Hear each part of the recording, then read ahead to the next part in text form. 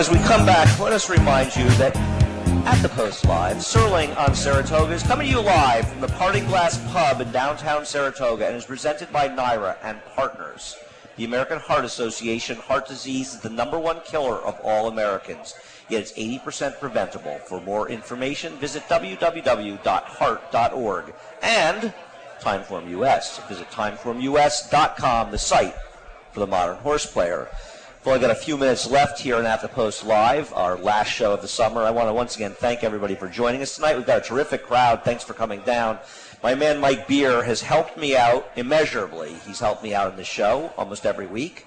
You helped me out in Talking Horses. How you doing, Mike? I'm doing good. You said you saved the best for last, and then you brought Jeremiah up. I started walking. You're right. And then, sorry, I saved the worst for last. Actually, Mike is up here this weekend. You ready to do some damage the last weekend, or you've given up? No, I haven't given up. No, I never give up. No. But I hope I can have one a day. That's my goal. One a day. Who's going to win the spin away? Who's going to win the spin away? First of all, let me say, who cares? Really? I mean, some people care. A non-winner one allowance. I know, it's race, amazing, isn't it? Grade 1. I don't know. I like the Ralph Mix horse on the rail. Tap it something. Yeah. I just liked that horse's debut is a lot better than it probably looks on paper, and I think that horse is going to be very tough in that race. Isn't Rachel's Valentina going to be way over bet in there as well? Yeah, absolutely. I think that horse will be way. I liked her debut. I thought she ran fine in there. She's very good. She'll be way over bet. Asmussen's horse was very good first time out. I actually even feel like Wesley Ward's horse isn't impossible in that race, even though she's already run 3 times. She had an impossible trip last time. I thought she ran pretty well, but I took Nix's horse in that race. What about the Woodward? Can Liam's Map run back to that remarkable race? I don't know. I guess that's the question of the race, isn't it? Because if he runs his Whitney back on Saturday, then he's just going to win. Is he going to deal with Coach Inge? Is he going to deal with Bay of Plenty and be able to beat those horses? I don't know.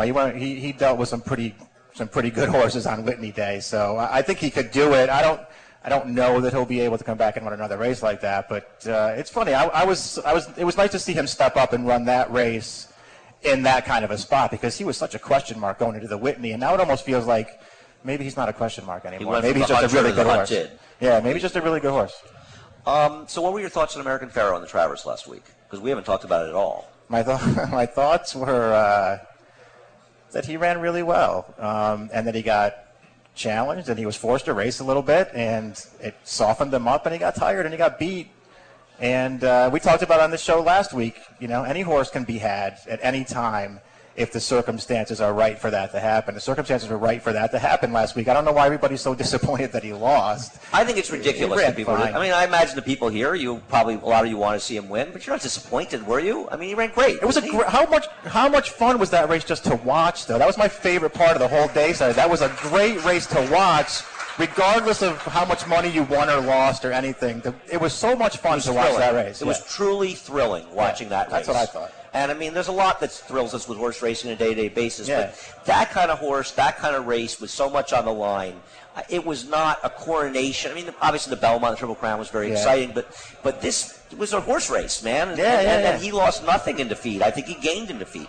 I think he might have gained in defeat too. Yeah, I don't know why people are so disappointed. I'm also glad that he's also going to run again. I'm happy we'll get to see him race again, and I'm dying to see what he does against older horses. I agree, and I've talked to so many people that are heading down to Keeneland, and a lot of people will be down there for the Breeders' Cup, and they'll get to see him race.